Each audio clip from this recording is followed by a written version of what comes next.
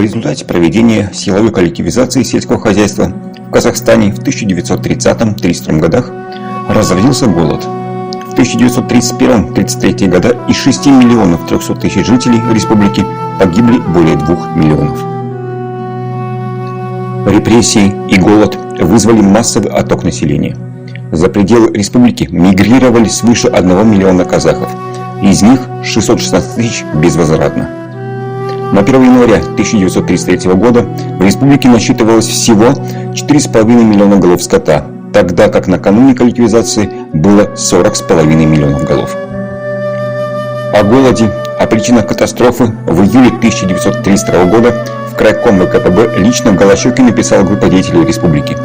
Писатель Габит Мусрепов, заведующий казахским государственным издательством Мансур Гатауллин, заместитель проекта комвуза Муташ Давлетгалиев, проректор того же учебного заведения Ерменген Алтынбеков и заведующий энергетическим сектором Госплана КССР Кадыр Куанышев.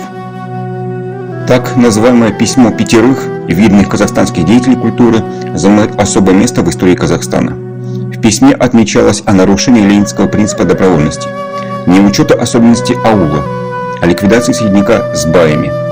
Также они обвиняли Голощёкина в искривлении генеральной линии партии по проведению коллективизации, уничтожении стимулов населения по развитию животноводства. Выступление творческой интеллигенции было воспринято как националистическое проявление байских настроений.